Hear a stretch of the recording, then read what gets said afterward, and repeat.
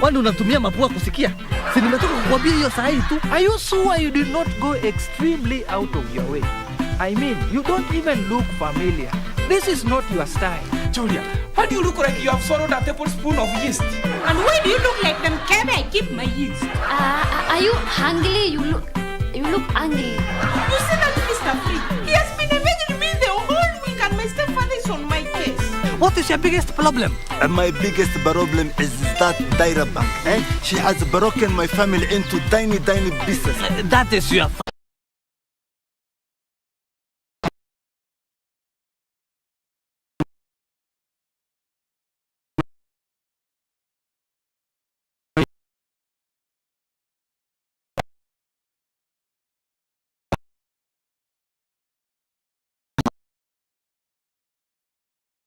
I wish to stop it there and allow for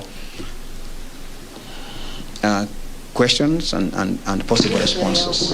Who would wish to go first? Mwenye kwanza manzo nani? Bwana Mredi, karibu sana. Well, I think I'm audible enough. Well, my name is Kennedy Muredi from NTV, and a few questions to you. Number one is with regards to hate speech. And for the government, Saguna akitudokezea tu jinsi taifa limejiandaa na kujitayarisha kufanya uchaguzi mkuu wa mwezi Agosti. Tukisonga mbele, bei ya maziwa imeongezeka kwa kati ya shilingi 5 na shilingi 7 katika muda wa majuma machache yaliyopita, hali inayowazidishia Wakenya matatizo ya mfumo wa bei Kurunzi. Bodi hiyo humu nchini imesema ongezeko hilo limechangiwa na ukame unaoshuhudiwa pamoja na gharama ya juu ya chakula cha mifugo. Chakula cha mifugo imepanda kwa zaidi ya 30% katika kipindi cha mwaka mmoja uliopita. Hii ni kutokana na gharama ya juu ya mahindi, madini ya mifugo na soya. Hali hii pia imechangiwa na hitaji kubwa la bidhaa hizo. Ni kutokana na haya ambapo bei ya maziwa imeongezeka kutoka shilingi 45 mwaka jana hadi shilingi 65 kwa pakiti ya mililita 500. I'm kind of surprised na ile life tunaishi kwa sababu kila kitu ime-increase. Like for now, asubuhi si lazima sasa nikunywe chai. Bodi ya maziwa humo nchini inasema ongezeko la bei ya maziwa litaendelea kushuhudiwa katika siku zijazo, kwani viwanda vya kutayarisha bidhaa hiyo havipati maziwa ya kutosha kutoka kwa wakulima kutokana na ukame unaoshuhudiwa humo nchini. Ni hali inayotarajiwa kudorora, kwani viwanda vingi havina shehena ya kutosha ya maziwa ya unga ambayo kwa kawaida hutumiwa kutayarisha maziwa wakati wa kiangazi. Uchunguzi wetu hapa kwenye shirika la utangazaji nchini KBC unaashiria kwamba viwanda vya utayarishaji maziwa vimeongeza bei ya bidhaa hiyo kwa kati ya shilingi 5 na shilingi 7 kwa paketi ya mililita 500 ya maziwa, hali inayowarundikia mzigo watumizi. Farmers reduce bei ya chakula ya mifugo so that we can punguza the bei ya maziwa kwetu, kwa sababu unaona it starts from the ground. Kama kwa ground maziwa iko na bei ya juu, pia sisi kwetu by the time inatufikia na bei ya juu, so lazima tuuze na bei ya juu pia. Wenye mitambo ya kuuza maziwa wanauza bidhaa hiyo kwa shilingi 70 kwa lita, ikilinganishwa na shilingi 65 majuma mawili yaliyopita. Maziwa imekuwa too expensive, it's unbearable. So kindly serikali yetu tafadhali mtusaidie, mtupunguzie bei ya vitu chini. Hata hivyo, yapo matumaini kwamba hali hii itabadilika baada ya mvua ya masika kunyesha. Na mtazamaji, Wizara ya Afya imesema muda wa matumizi wa zaidi ya dosi 800,000 za chanjo aina ya AstraZeneca umekamilika, akitoa wito kwa Wakenya wasiochanjwa kupata chanjo ya ugonjwa wa COVID-19. Katibu mtendaji wa Wizara ya Afya Mercy Mwangangi amefichua kuwa dozi milioni 1 za chanjo aina Johnson & Johnson huenda muda wao wa matumizi umekamilika iwapo hazitatumika kufikia tarehe 15 mwezi Aprili. Mwandamizi katika Wizara ya Afya Mercy Mwangangi anasema muda wa matumizi ya dozi hizo ulikamilika tarehe 28 mwezi Februari. Kaunti ya Nakuru imeshuhudia idadi kubwa ya dozi ambazo muda wake wa matumizi umekamilika, ambao ni dozi 1035, kifuatia na Busia dozi 27,980, Kajiado dozi 25,770, Kakamega dozi 12,012 na Kwale dozi 11,730. Some of these challenges in taking up those doses has been one, complacency by ourselves as Kenyans, in being able to take up the jab following the reduction of the positivity rate and the number of COVID-19 admissions. I'm sure just a few weeks to a month ago, you noticed our trends had gone down, the positivity had come down, and some mandates were lifted. And this then led to complacency amongst us, causing the loss of those 840,000 doses of AstraZeneca.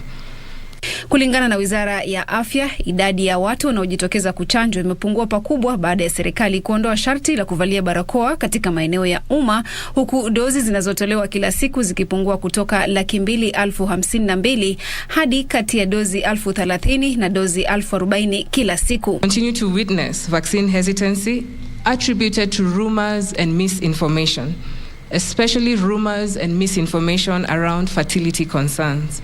This is featuring in some counties within the country. And in this regard, we do want to work with our religious leaders who can really help us address this issue of misinformation. Kumekuwa kulegeza kamba kwa wananchi. Wamekuwa hawajitokezi kupata chanjo vile inahitajika. Wanafikiria kwamba ugonjwa wa corona umeisha. Haujaisha. Hii ugonjwa bado iko na sisi, iko katika sehemu nyingi. Na wakati huu tunaenda wakati wa mvua na wakati wa baridi, kawaida ugonjwa huu unakuja tena. Ili kupunguza visa vya kuharibika kwa dozi zaidi, Wizara ya Afya inasema itaruhusu tu dozi ambazo zina muda wa kuhudumu wakati ya miezi 4 pekee kuingia nchini.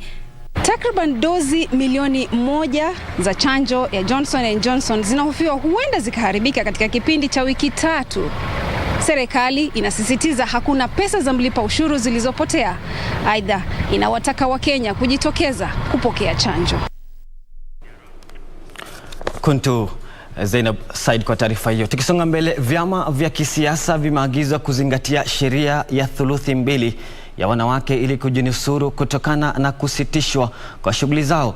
Akizungumza wakati wa uzinduzi wa mikakati wa kisiasa wa viongozi wanawake wa mwaka 2022, msajili wa vyama vya kisiasa alisema miungano ya kisiasa sharti pia ihakikishe usimamizi umezingatia usawa wa kijinsia.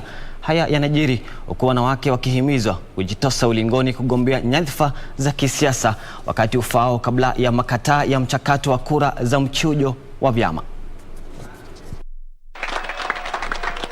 Wapiga kura wametakiwa kuwachagua wanawake ili kukadiria ukomavu wa mfumo wao wa uongozi. Mwito huu umejiri wakati wanawake wanapitia changamoto tele kisaikolojia huku wakidhulumiwa, hali inayoonekana kuwa kizingiti kwao kujipatia nafasi za uongozi. The struggle by the women of Kenya to be at the decision-making table did not start today. It started time immemorial. Because if we listen to the stories of our grandmothers, you will notice that they too, although individually, fought for their rights. In the county assembly, we have 85 positions. We only had 5 women elected out of 85, not even 10%. So we have a crisis. All right, as Daisy says, you've got to be present. Get registered, get involved in your party affairs. And even if you lose at nominations, support the woman that has won.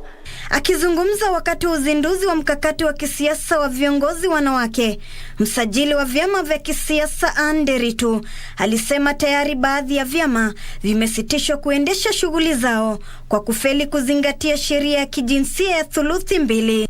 It's unfortunate to note that majority of the time at the tail end of the registration you have really to protect them because men are daring to actually take the parties from them when they are almost finishing the registration process, and we have to go out of our way sometimes to ensure that women remain the party leaders.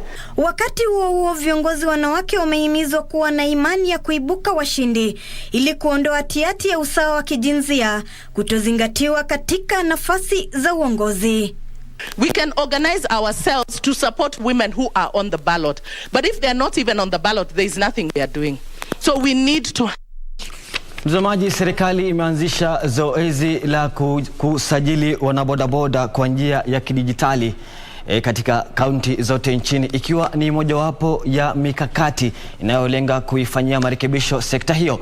Waziri wa usalama wa taifa Daktari Fred Matiang'i na mwenzake wa teknolojia Joy Musheru ambayo walifanya kikao na wawakilishi wa sekta ya bodaboda walisema waendeshaji pikipiki wanahitajika kujisajili kidijitali kupitia vyama vyao vya ushirika katika ngazi za kaunti. Wadau katika sekta hiyo wameunga mkono hatua hiyo kikamilifu. Siku chache baada ya uzinduzi wa mfumo wa kidijitali wa usajili wa wanabodaboda, sasa serikali imeanzisha zoezi la kuwasajili wanabodaboda hao kidijitali kupitia chama cha wanabodaboda nchini. Waendeshaji hao watalazimika kujiunga na vyama vya ushirika almaarufu SACCO kabla kujisajili ili kuwaruhusu kuendesha shughuli zao. When you are organized as a SACCO, your potential is recorded and is known. It's easier for even government to stand surety for you to get a facility to invest and increase your potential as well. So let us register in the SACCOs. I love the idea of having a digital register. I love the idea of the identification that I'm seeing here. This is the way we are going as a country.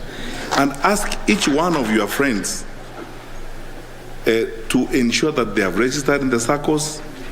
We maintain a digital record.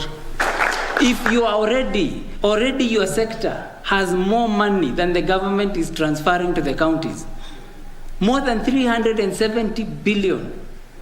Your sector, mufanya hesabu, you're big, and you can transform. You're the people paying even the taxes. Hii serikali ni yenu. This government is yours. This country is yours. Waziri wa usalama wa taifa Daktari Fred Matiang'i aliyekuwa ameandamana na mwenzake wa habari, teknolojia na mawasiliano Joe Musheru alisema serikali inaendelea na mashauriano na wanabodaboda na wadau wengine ili kubuni sheria mpya za kudhibiti sekta ya bodaboda. Matiang'i alisema sekta hiyo ni muhimu katika ukuzaji wa uchumi wa taifa na hivyo ipo haja ya wanabodaboda kuzingatia sheria na kanuni zilizopo ili kuhakikisha Wakenya wana usalama barabarani. My brothers and sisters, this country belongs to all of us equally. So let us be responsible and reform this sector. And in reforming this sector, what I like about this meeting is the honesty and the sincerity with which your leaders are speaking. That this affects all of us. Waendeshaji pikipiki kupitia vyama vya waliahidi kuwa katika mstari wa mbele kuhakikisha mageuzi yamefanyiwa sekta hiyo. You are ready to reform and you are ready to work with the government to ensure that we clean the border sector in this country. When the government comes in to support this sector, it's a very welcome move. There needs to be good coordination. We have had good support from NTSA. Chama cha waendeshaji bodaboda humu nchini BK kimeahidi serikali kwamba sheria zote ambazo zimewekwa kufuatiliwa na kutiliwa maanani ndipo kusanifisha sekta hiyo. Naam, mtazamaji, sasa na kupelekea majengo ya bunge ambapo msajili wa vyama mkuu wa msajili wa vyama Anderitu anahojiwa na kamati ya bunge kule ambapo kuhusiana na masuala ambayo yanahusiana na jinsi vyama vya kisiasa ama usajili wa vyama vya kisiasa. Na sasa nakupeleka kule katika majengo ya bunge tuyasikie. Flowing together. Yeah, they are flowing together. There's nowhere that there's a conflict of the timelines. Thank you, Chair. And I think I want to look for what Honorable said. You can see a lot of interest already. Yeah. And I think we require a very sober discussion. Yeah. So that you can take us through. Yeah. Because I'll be wrong. I'll be cheating to say that I'll even take the other property. So that you can make a very informed decision. But what I want to know from you, the attitude of time you have. Yeah. So that even as we say, we give another day when we can have a vote by when, so that we also don't hold the people at the ransom. Yes. Do you want to have these regulations implemented in the coming election? You want them to be enforced? Not necessarily. I do not think they tie us from doing the work that we are doing, but they are very important. Will they make the election better? Yes. Yes, they will. Yes. Making the elections better, they will, if they are in place. Unless expressly, that's another one. Since these regulations are public, I think they are subject to yeah. by this. They already enforced. Yeah. They are ready for subject to publication. Did they come to us? They were public. What is the correction? When were they? The Security 3 provides the commencement, then enforce subject to annulment unless the act provides a different date. So it is the enforced the commitment. So you're already using them? You're already consuming them? Yes. So the issue of us saying that if we don't approve by this date, they will automatically come into place is usually not welcome. The other thing that was just raised on the 28 days, well, perhaps on the that is the committee does not take any decision that the public, then they need to have been approved. But they can't enforce subject to the committee annulling them before or approving. So we have yes. Which we will I want to submit here, we will appreciate if they go through, and we want we really appreciate because Parliament has a duty also. We may not just want to assume without Parliament. We feel nice when Parliament has gone through them, and you have appreciated what is contained there, and we interrogate together. So if you find time as a committee, we'll really be glad if we go through them. And we also want to bring to your attention, following also the Amendment Act, there are a few areas we also would want to trickle a bit, so that they address some of the issues that are, because these regulations were made before the approval of the Amendment Act. So we may want to add a few areas or clarify one or two areas.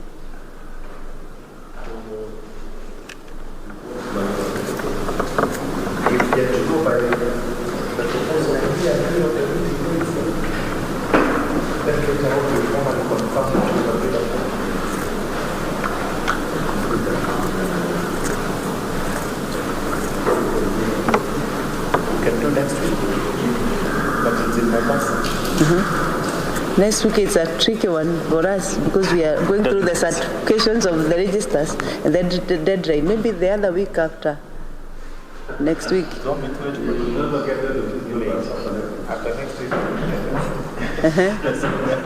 Or towards the end of the week. Yes, next even weekend of next week.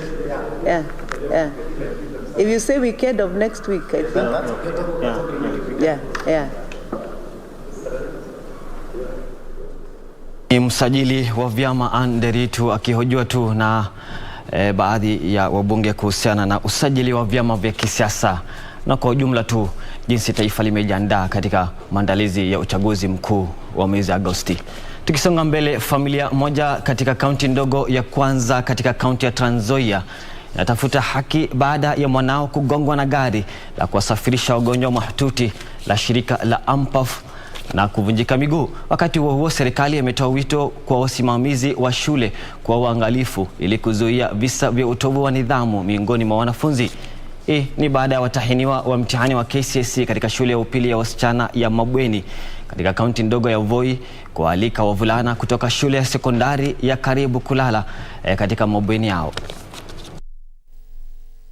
Familia moja kutoka kaunti ndogo ya Kwanza huko Trans Nzoia inatafuta haki baada ya mwanao kudaiwa kugongwa na gari la kusafirisha wagonjwa mahututi la shirika la Ampath. Dereva aliyemgonga mwanafunzi huyo alitoroka baada ya kisa hicho. Wakati huo serikali imetoa wito kwa wasimamizi wa shule kwa uangalifu ili kuzuia visa vya utovu wa nidhamu miongoni mwa wanafunzi. Hii ni baada ya watahiniwa wa mtihani wa KCSE katika shule ya upili ya wasichana ya Mabweni katika kaunti ndogo ya Voi kuchukuliwa hatua ya kinidhamu baada ya kuwaalika wavulana kutoka shule ya sekondari ya karibu kulala katika mabweni yao. Tunaona kwamba hiyo ni ukosefu wa nidhamu na ni kisa cha pekee kutokea katika eneo letu la Pwani, na tunasema kwamba kitendo kama hicho hakifai. Katika habari zingine, kitengo cha amani na usalama katika kaunti ndogo ya Naivasha kimezihakikishia jamii za eneo hilo usalama wakati wa uchaguzi mkuu. Naibu kamishna wa Naivasha Mutua Kisilu alisema baadhi ya familia bado wanaishi kwa hofu baada ya ghasia za uchaguzi za mwaka 2007 na 2008 ambazo zilisababisha mauaji na mamia ya watu kuachwa bila makao. Even looking at Nakuru itself, hakuna mahali panaweza pamesema kama ni hotspots, although that is in the honors of my county commissioner to say. Lakini wanahofu, get in touch with this so that watu waanze mazoea na kuona kwamba hakuna hofu tena. Na mhandisi Eric Ohaga ndiye rais mteule wa taasisi ya wahandisi nchini. Mhandisi Ohaga alishinda kwa 62% ya kura na kumshinda mshindani wake wa karibu, mhandisi Lucy Mutinda aliyejizolea 38% za kura. Mhandisi Ohaga kwa sasa ni mkurugenzi wa muundo msingi wa kuzalisha kawi ya nyuklia katika shirika la kuzalisha kawi ya kinyuklia. Na hatimaye, katika tukio lisilokuwa la kawaida, gereza la wanawake liliwaandalia kina mama wawili wajawazito sherehe ya kuwakaribisha wanao katika gereza hilo. Sherehe hiyo iliandaliwa na wasimamizi wa gereza hilo kuwasherehekea wafungwa wao wanapojiandaa kuwakaribisha wanao licha ya kuzuiliwa gerezani. The aim was to make them feel loved, feel cared for, because in our institution as a department, we do take care of children from 0 age to 4 years. And the government has clear facilitation for their program in terms of food and as part of their set.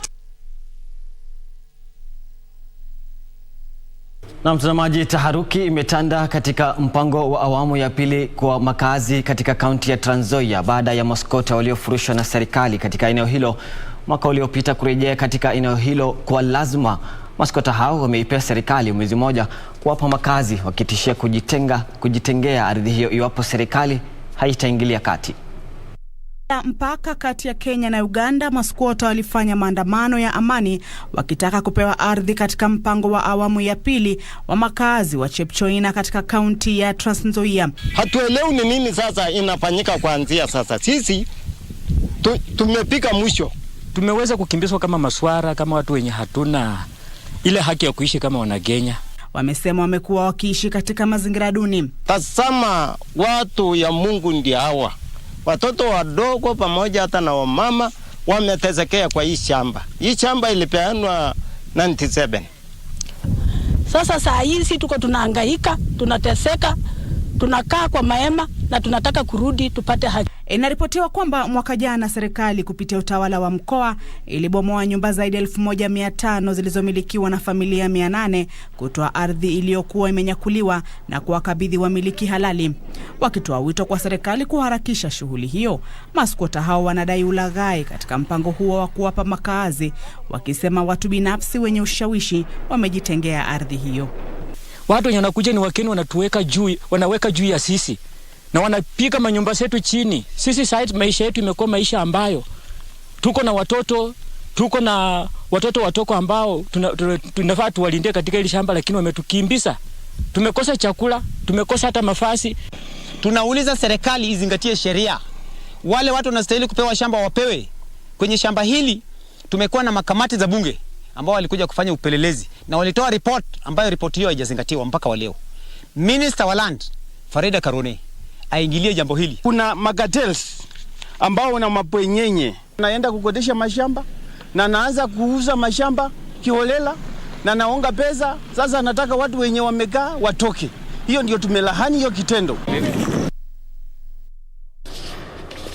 Na mtazamaji, taarifa hiyo ndio tunakamilisha Kurunzi Mashinani Alhamisi ya leo, lakini usiende mbali kwani nataka nikupeleke moja kwa moja mbashara kule Chungwa House ambapo kiongozi wa chama cha ODM Raila Odinga sasa hivi anafanya mkutano na viongozi kutoka kaunti ya Narok. Kunani masuala gani ya jadili huko?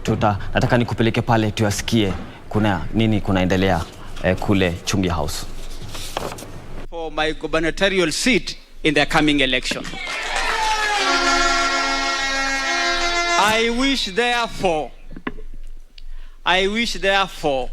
to say I have heard the voice of my people, I have taken their instructions, and I have together with them moved to ODM.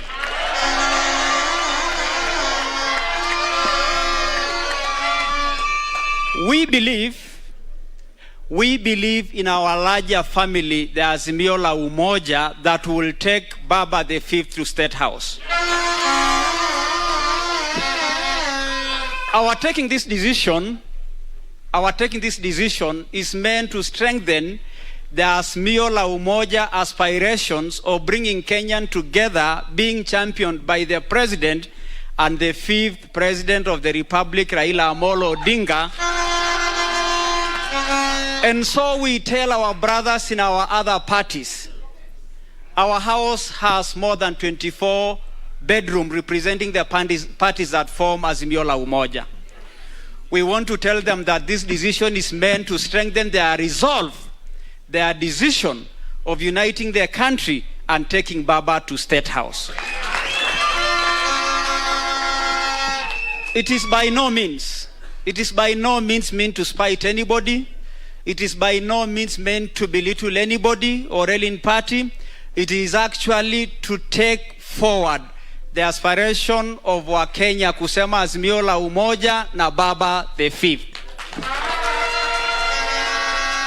And so, the Ma Nation, through their spokesman, who is myself, the Council of Elders represented here, and our church, joined the Azimio family in saying Baba must go to State House after the elections of August 9. And finally, Baba, you have not had many elected leaders in Kajiado. In 2013, 17, there are only 2 elected MCA. Now you have 8. I want to tell you, out of the 25 electoral wards in Kajiado, I will deliver 20 to you.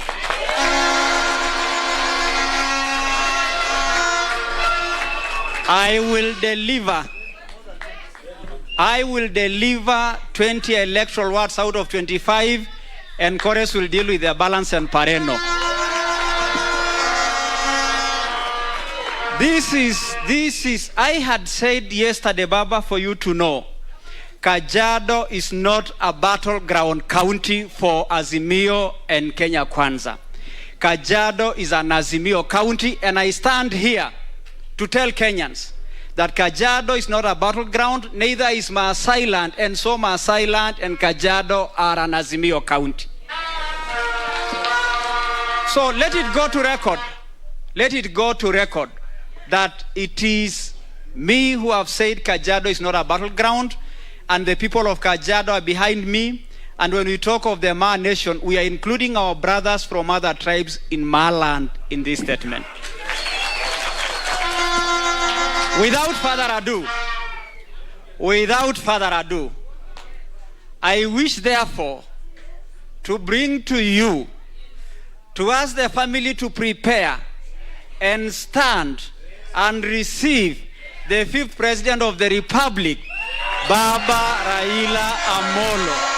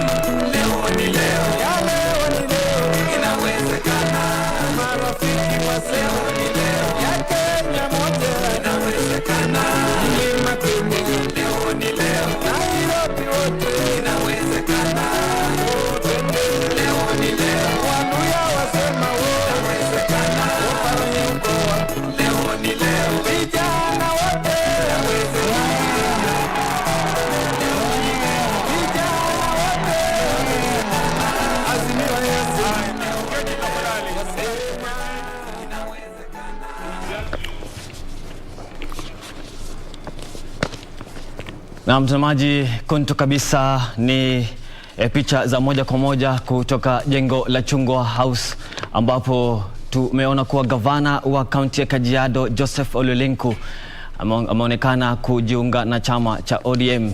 Ni hafla ambayo kiongozi wa chama cha ODM ama kinara ambaye anashikilia bendera ya Azimio la Umoja ameonekana kupata tena wafuasi ambao wamejiunga na chama chake na kuimarisha. Hiyo ni taarifa ambayo tutakupatia hapo baadaye, lakini sasa nataka nikukaribishe katika kitengo maalum cha Tamrini ambapo tutakuwa na mahojiano, na hivi sasa leo katika studio zetu tunayo wageni kutoka ambao tutakuwa tunalizungumzia masala kuhusiana na juhudi za uhifadhi wa mazingira. Kama unavyokumbuka kuwa siku ya Jumanne Kenya imejiunga na taifa nyingine duniani kusherehekea siku ya maji duniani, na unajua kuwa katika kuhifadhi ama jitihada za kuhifadhi mazingira, swala nzima la maji lazima iwepo. Na hii leo tuko nayo wageni ambao wametoka katika maeneo muungano ya watumizi wa maji ambayo inafahamika kama RUA. Kule ni Francis Kamau ambaye ni katibu mkuu wa muungano huo, na hapa niko naye Julius Kiguta ambaye pia ni mwenyekiti wa chama hiyo. Nikianzia tu bwana Julius, kwanza utupatie tu, karibu katika studio zetu hapa KBC, na kwanza utupatie tu ama utufanulie nini hasa muungano hiyo ya watumizi wa maji wanafanya. Asante kali, nashukuru. Naam. RUA ambao mimi ni chair naitwa Gong Hughes Bagadhi RUA. Okay. RUA ni short form ya watu wanaotumia maji and Water Users Association. Naam, nikuja kwako bwana Francis Kamau. Naam. Siku ya Jumanne tulikuwa tumejiunga na taifa ama dunia nzima kusherehekea siku ya maji duniani. Je, siku ya maji duniani una umuhimu gani hasa angalau watazamaji watambue na kufahamu? Siku ya maji duniani inakuwa ni siku muhimu sana. Kwanza inatukumbusha kwamba ni jukumu letu kuhifadhi mazingira, kuyatunza maji na kutunza zile chemichemi ambazo tuko nazo katika nchi yetu. Zile chemichemi tukiweza kuzitunza na tukiweza kuelezea wananchi kwamba ni vizuri sana kuyatunza, tutapata maji mengi, maji safi na maji ambayo yatatosha kwa kila mmoja wetu. Sio pale tu mahali ambapo tunayafanyia ile kuhifadhi, lakini mahali itateremka iendelee kusaidia wengine. Naam, ndio. Naam, umesema kuwa ni tunafaa kuelimisha Wakenya kuhusiana na swala hilo. Je, unafikiri kama taifa tumelifikia kiwango fulani maalum ya kuwa tumesema kuwa kweli tumefanya swala muhimu kuhusiana na kuelimisha Wakenya kuhusiana na maji? Swala hilo ni muhimu sana, ndio shukuru umetuuliza. Lakini tutasema hivi, hatujafika kile kiwango. Sababu sio watu wengi wanaelewa kwamba sisi wananchi tunatumia yale maji ndio tunahitajika kuhifadhi. Naam. Kila mmoja anatakiwa kufanya shughuli za kuona kwamba maji ile inaendelea kutiririka. Lakini wengine wao hawaelewi, hata wanaweka maji taka huku. Na sisi kama muungano wa RUA tunaenda kusafisha yale maji. Wengine wanakuta wanatoa maji na hawajapewa kibali na serikali na kutoa ile maji. Lakini serikali yenyewe imeweka mikakati kutosha kwa sisi kutumia kulinda na kuhifadhi ile maji. Naam. Lakini hatujafikia watu wengi. Isipokuwa tumeanza pole sababu sisi si watu wengi kabisa. Wale wanaelewa nini tunatakiwa kufanya. Na tukifanya ile tunatumia sheria. Unaona? Na kuna mahali tunafika sheria ambao haijaturuhusu kuendelea kabisa. So tuna limit ya kwenda kuzungumza na wale watu kiwango fulani. Naam, shikilia hapo. Nitakuja kwako kwa Francis, utuambie jinsi RUA ni maswali yapi mmefanya ambayo yamepelekea kuwepo kwa bidhaa hii adimu. Shikilia tu hapo, nataka nikupeleke mtazamaji kule bunge ama katika jengo la Jubilee House ambapo naambiwa kuwa Jeremiah Kioni ndio sasa anaongea na kutuarifu kuhusiana na siasa za chama hicho cha Jubilee. Take half of that to Busia and I'm sure you take the full of it. Yes. Then we are certain Busia will be different. Yes. Kwa hivyo huyu ndugu pia ako hapa. Yeah. Na tutaendelea namna. I want to give the governor a moment to say one or two things. Yes. And then we can move on. Thank you, Secretary General. I'm very, very delighted to be back in Jubilee. Mention your name. My name is Lucas Meso, and this year I will be vying as a governor Busia County on a Jubilee ticket. I want to assure you, SG, that from Saturday we are going to paint Busia red. Yes. And we'll be calling you to come and open our offices. Yes. And Busia is an Azimio zone. Have no doubt about that.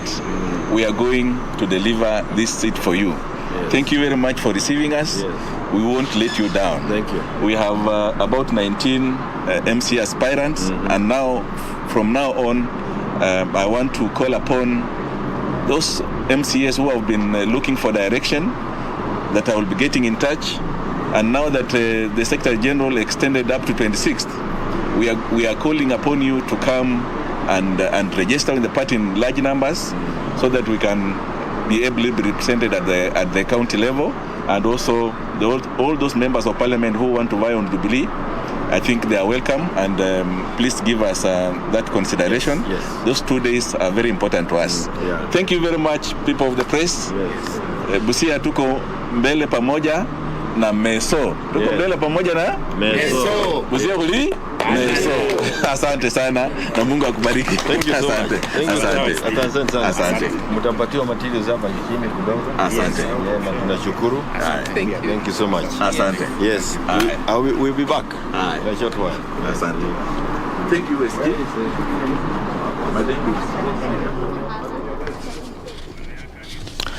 Naam, hapo ni siasa za chama cha Jubilee ambapo wafuasi wanaonekana kujiunga na chama hicho, ikiwa ni furaha tosha kwa muungano wa Azimio. Tukiendelea tu na mahojiano yetu, Bwana Francis, nilikuwa nakuuliza nyie kama muungano wa Rua, masuala yapi ambayo mmeonekana mmefanya ambapo mnaweza sema yamepelekea kuwepo kwa bidhaa hii muhimu, yani maji?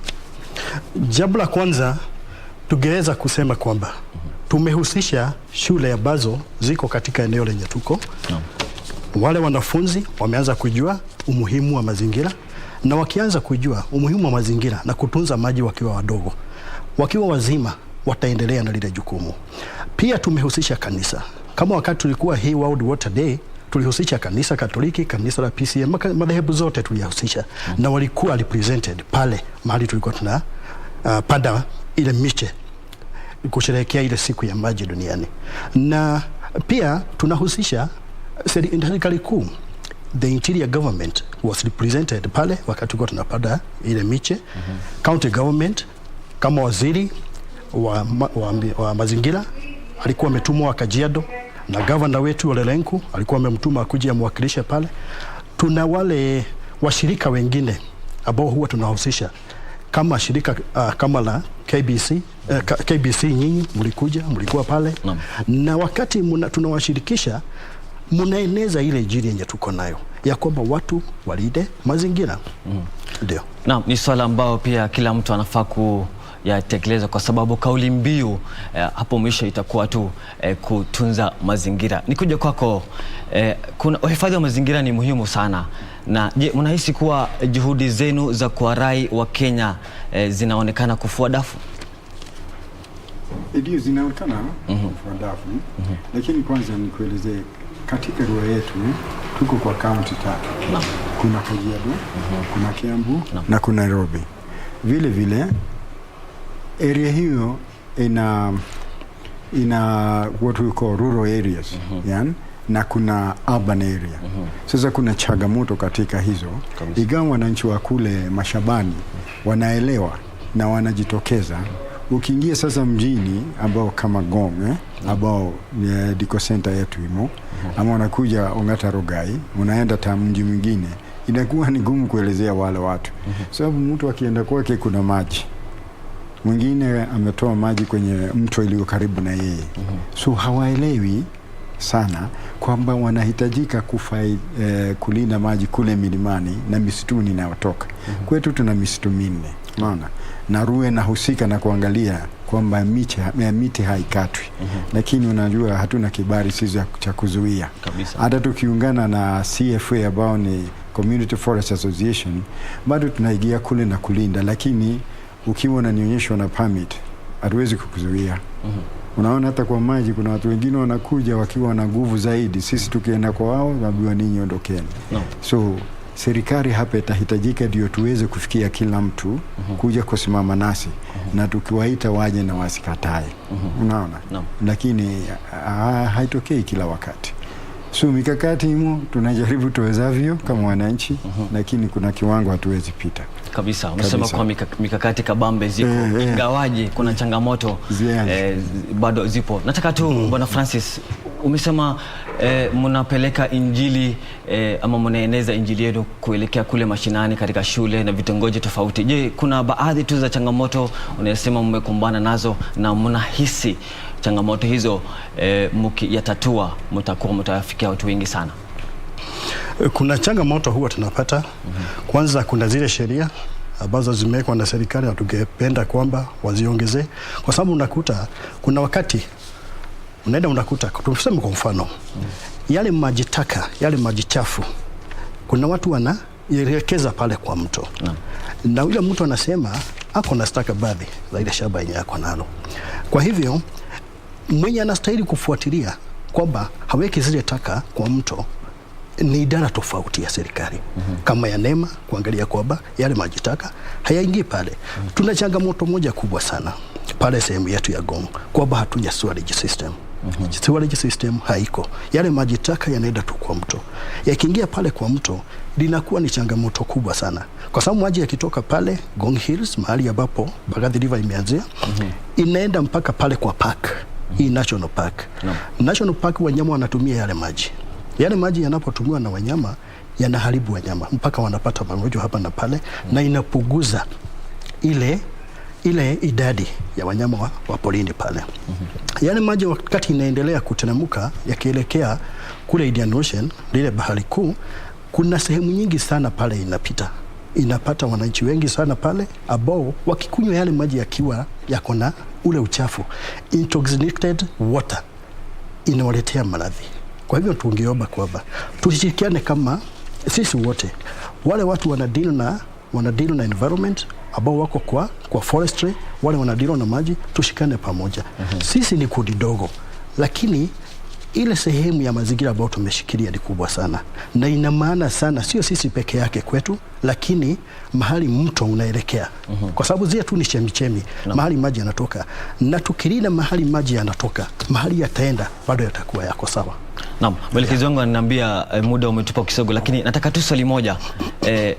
Kuna maeneo tofauti yanaonekana kushuhudia ukame sasa hivi. Nyinyi kama muungano mnafanya nini ama mnajizatiti aje kusaidia familia tofauti katika maeneo haya ambayo yameathirika? Kwa uweza ruwa haina yenyewe kufanya ile kazi, lakini tukipata watu ambao wana changamoto kama hizo, tunapeleka hiyo habari kwa chief. Naye chief anatayarisha kiserikali kwa ndio serikali saidie kuleta mahindi kule ama maharagwe ya kusaidia wale watu. Lakini jambo muhimu kulingana na hivi tunavyozungumza ni kwamba upanzi wa miti taleta mvua na wananchi wataweza kupata maji ya kutosha kulima. Isipokuwa nao kulima yule kuna madawa ananyunyizia ile mimea ya wao, narudi na telemka kwa mto na inatuletea shida. Kwa hivyo serikali mpaka igilie hiyo tena. Asante sana. Maoni yako ya mwisho kabla tulikunje jamvi ya Tamrini siku ya leo? Maoni yangu ya mwisho, ningetaka kusema kwamba katika juhudi zetu za kutekeleza ule wajibu wetu kama wanamaji, tumeanza hiki cheti ambacho tunaita green certificate. Kitatusaidia sana katika kutekeleza hayo, kwa sababu vile tunamaanisha na green certificate ni kwamba wakati mtu awe mwanafunzi awe mtu mzima ameenda amepanda mti, ametunza mazingira, amelida yale maji, ameyaboresha, atakuwa anapewa hiki cheti ambacho kitakuwa kina motivate kuonesha kwamba analinda mazingira. Pia kikiendelea hivyo, serikali ikikubali, kitasaidia kwamba ukienda mahali kama unataka basari, kama unataka usaidizi mahali fulani, kama unataka employment, baada ya kupeana zile stakabadhi zingine zote, uambiwe wapi green card, wapi green certificate. Lazima ukuwe na cheti. Sasa itabidi kama huna siku ingine ukuje nayo. Na kuja nayo utatoa wapi? itabidi wede upande mti, itabidi wede uride mazingira. Ningeomba hivi, kama sisi wote tunaweza kubali kupanda miti, turide mazingira dunia mzima, sisi wote 6 billion people tutakuwa tumepata green certificate, na itakuwa imaanisha kwamba tumepanda 6 billion trees. Na hiyo ni kitu ambayo tukishikana sisi wote tunaweza tekeleza. Shukrani. Asante sana Bwana Francis Kamau na Julius Kiguta ambao pia ni baadhi tu ya wametoka katika muungano ya watumizi wa maji, na kauli mbiu ni upanzi wa miti. Mtazamaji, ndio ni juhudi nzima za uhifadhi wa mazingira ndio tupate maji. Ni swala ambalo tulikuwa tunalidadafua na kuzingatia siku ya leo. Na mtazamaji, naona mwenzangu Irene Mchuma Odimi yuko studioni sasa tayari kukuletea taarifa za saa 7 mida ya saa 7 majira ya Afrika Mashariki. Mimi ni Khaleed Abdullahi, tutapatana tena hapo kesho, lakini sasa nakupeleka kule chunga ama jumba la Chunga House ambapo kinara wa chama cha ODM sasa anaongea na baadhi ya viongozi kutoka ama jamii ya Wamasai katika maeneo hayo. Tuyasikize. Kwa heri. Sasa vile unavyojua, Kajiado na sisi ni kitu moja. Tumekuwa Kajiado miaka mingi zaidi. Kwenda kuja pale na mzee marehemu Ole Ntimama na mzee John King. Tukitembea huko kutoka kule Namanga, tunarudi mpaka hapa, tunaenda mpaka kule Loitokitok, narudi naenda kwa kule chini pande ya Magadi huko. Na marehemu Saitoti. Naona ndugu Saitoti yuko hapa.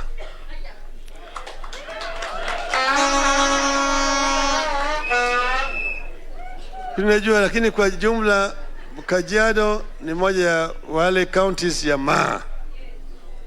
Na nchi ya Maa ni kubwa sana. Zaidi ya karibu nusu ya Kenya ilikuwa ni ya Maa.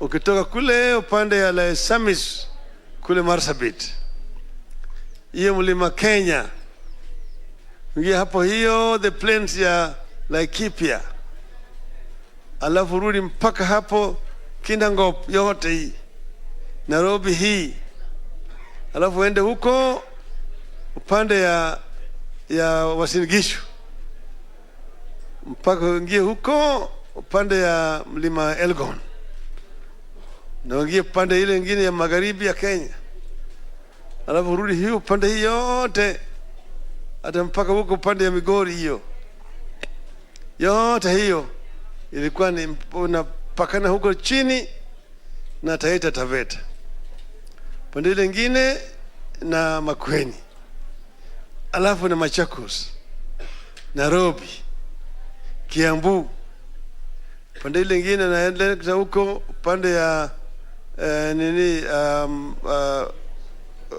Nakuru, alafu pande ile nyingine Kericho, Bomet, Migori.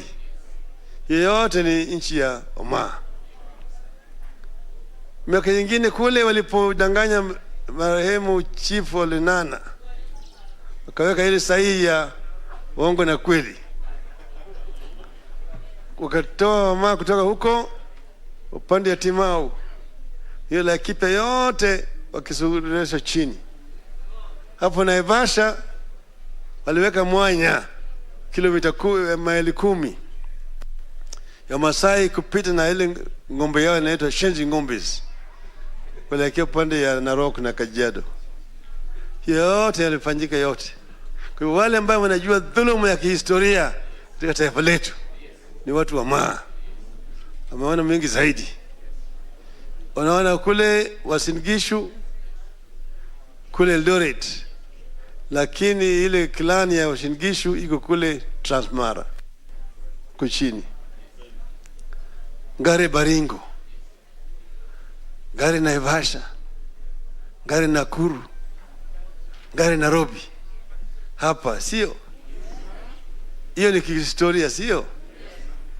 Lakini sasa Wamasai ni wa Kenya, ni muhimu zaidi. Na muhimu tena zaidi ni kwamba Wamasai mpaka waheshimiwe kama Wakenya. Heshima sio utumwa. Kuheshimu mtu sio utumwa. Manake wewe ni mtu, yeye ni Mkenya kama wewe. Sangine wewe unaishi katika nchi yake, lakini ni Kenya, lakini mpatie heshima, ama sivyo?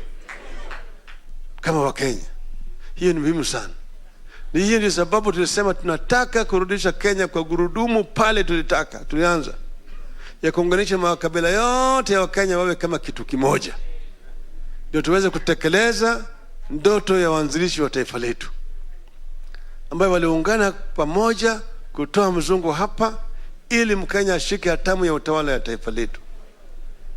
Lakini sio tu kushika hatamu ya utawala, unaweza kutawala watu na mavukara tu.